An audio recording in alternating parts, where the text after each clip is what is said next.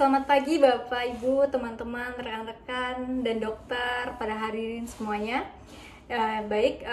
Di sini saya akan menjelaskan tentang apa itu diare.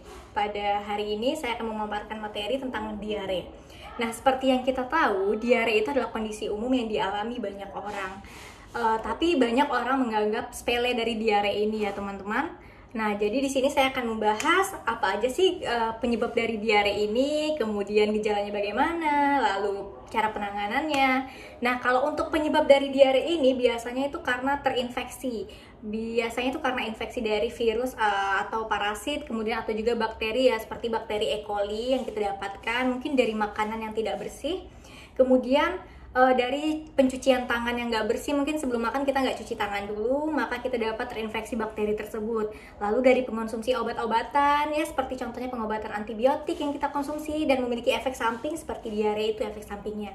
Lalu juga bisa dari stresnya seseorang itu atau dari kecemasan orang itu. Kemudian untuk gejala dari diare ini yaitu adanya feses yang cair atau encer dalam frekuensi yang sangat banyak, kemudian terasa kram atau nyeri perut, lalu juga urgensi saat buang air besar, lalu ada rasanya mual, ingin muntah, demam, kemudian terasa kelelahan karena kita terlalu banyak membuang cairan di dalam tubuh, cairan elektrolit kebuang, jadi sehingga terasa dehidrasi, kekurangan cairan, makanya tubuh jadi lemah gitu.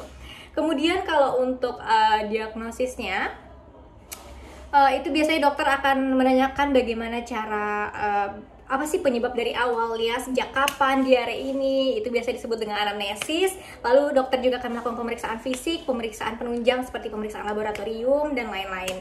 Jadi diharapkan bagi teman-teman jangan pernah menyepelekan apa itu tentang diare.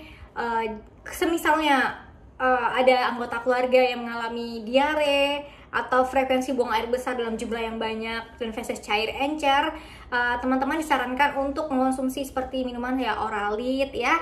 Oralit itu bisa juga dibuat dengan air garam ya teman-teman. Jadi cairan yang kebuang itu bisa masuk lagi dari minuman itu. Jadi kita nggak dehidrasi, nggak lemas seperti itu.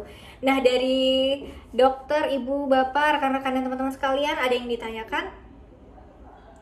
Baik, jika tidak ada, saya kembalikan ke moderator. Terima kasih.